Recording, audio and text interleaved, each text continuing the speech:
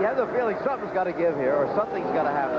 I can't picture them running in this echelon to the end of the race as placidly as I can't believe 21-year-old Al Unser Jr. playing this incredibly pivotal role in these circumstances.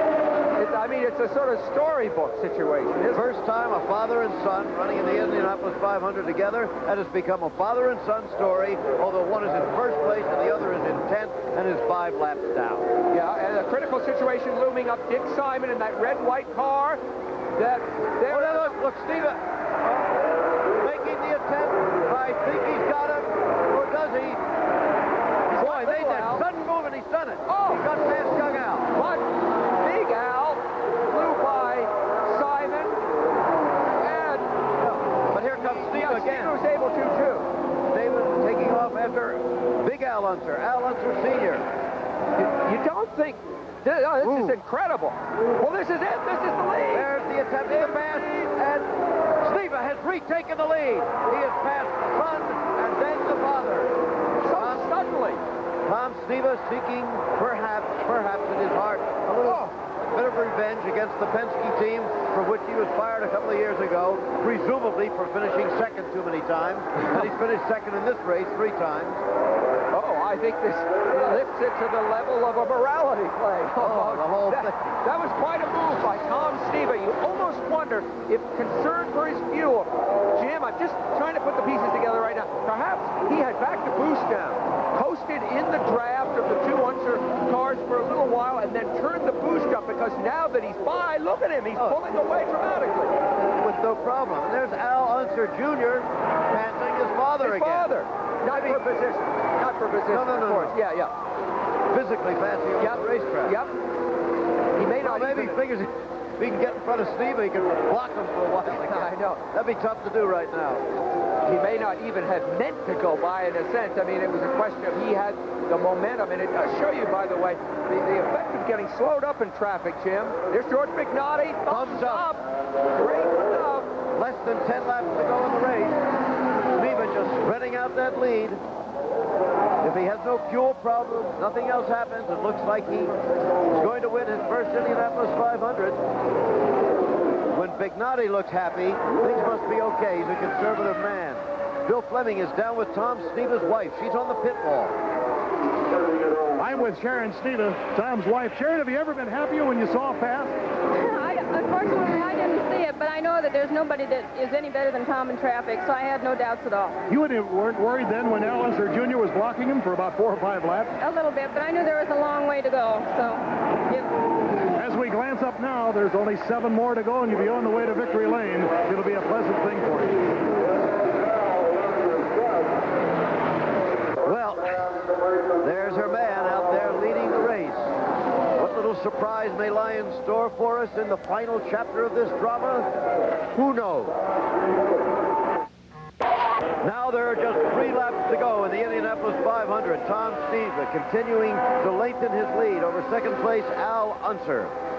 Talking about birthdays here, and Al Unser celebrating his 44th today. He's got an 11-second lead. Vignotti again giving him the thumbs-up signal. Great excitement here. Tom Sneva is going to be 35 years old on Tuesday. Dinner, in fact. So should such it be for him. Well, if he wins it. But, Jim, going back to an earlier fact, he's just passing Chip Ganassi there, who was John Cox's teammate. He's about to pass it. Going back to something earlier, this is a very fast-paced race. And as I said, the last time there was a fast-paced race was 72. 2 cars ran out of fuel in the last 2 laps. Andretti and, I believe, Jerry Grant back then. And we could be looking at that here. No way to know what's going on inside the car, but they know. They probably have a pretty good idea. Well, they really don't.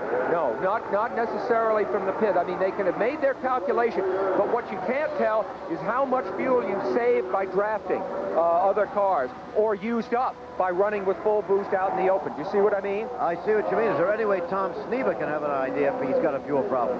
Well, the cars, most of them have warning lights, but they're not always very accurate. Anyway, what would you do? You know, you're going to keep on, don't you think you're just going to keep on going at this stage? This is fantastic.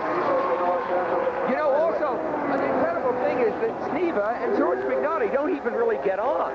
Oh, yeah? No, I mean, they rarely mention mention each other in interviews, rarely credit the other one with anything much. Here's the white flag. 1 lap to go for Tom Steva, and he'll win his first Indianapolis 500. Oh boy, what a moment this always is. And for him, especially sweet.